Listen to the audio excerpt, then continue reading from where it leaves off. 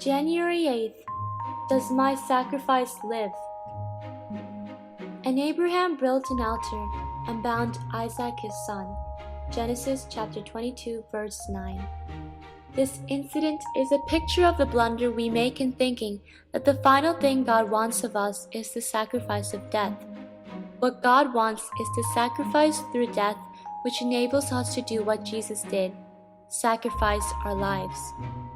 Not, I'm willing to go to death with thee, but I'm willing to be identified with thy death so that I may sacrifice my life to God. We seem to think that God wants us to give up things. God purified Abraham from this blunder, and the same discipline goes on in our lives. God nowhere tells us to give up things for the sake of giving them up. He tells us to give them up for the sake of the only thing worth having, life with Himself. It is a question of loosening the bands that hinder the life, and immediately those bands are loosened by identification with the death of Jesus. We enter into a relationship with God whereby we can sacrifice our lives to Him. It is of no value to God to give Him your life for death.